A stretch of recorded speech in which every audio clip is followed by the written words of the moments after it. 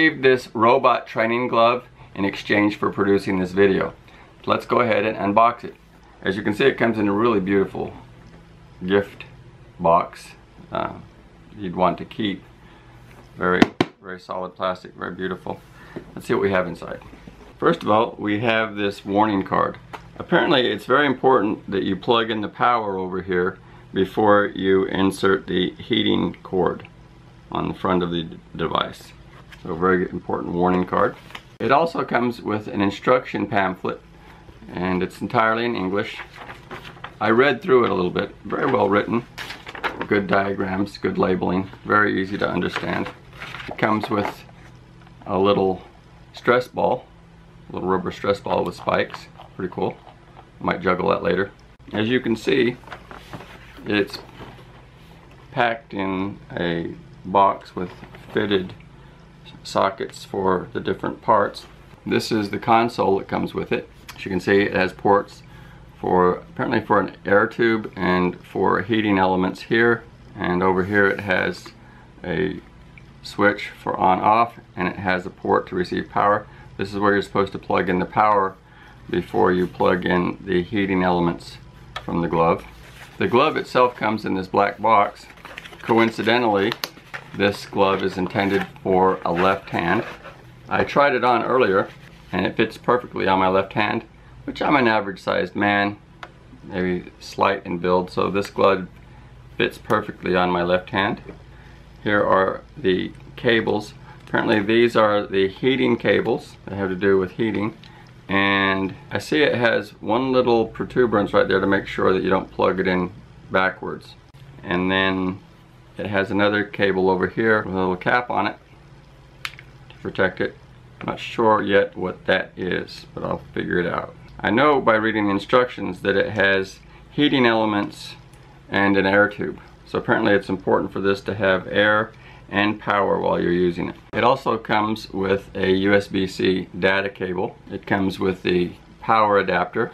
It will only fit in that one big hole for it. It plugs into your shore power. One last thing that it comes with is this pouch with a little device inside of it. I believe this is the device that you use the USB-C. Has a USB-C port right there to provide power for that.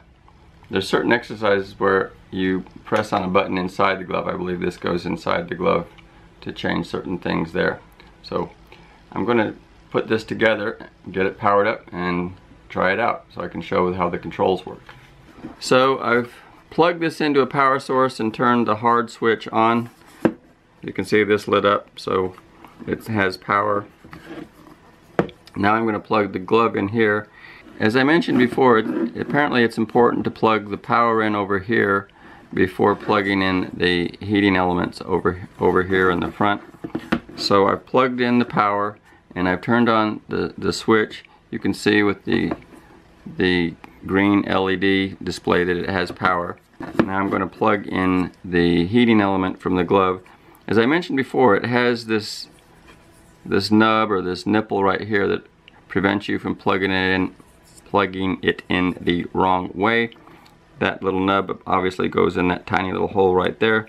So I'm going to put it over there.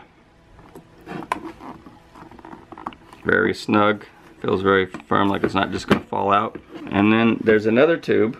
Apparently the air tube apparently plugs in right there. Yes, that fits perfectly, snapped right into place. So now I think I'm ready to don the glove and start my workout. So I place this on my left hand since it's obviously intended for a left hand. Let's take a look at these controls. So it also has a power on and off over here. Something got tighter. So this obviously can apply pressure, and I guess you work against the pressure. So it's trying to extend my fingers. So I'm going to try to fight against it. And now it's going to curl my fingers. I'm going to try to extend my fingers. So work out for all the fingers. As you can see, you can choose the fingers you want. I'm just leaving it on all of them. So I'm going to try to grip, and it's going to try to force me to grip, so I'm going to try to extend, and I'm going to try to grip as it tries to extend.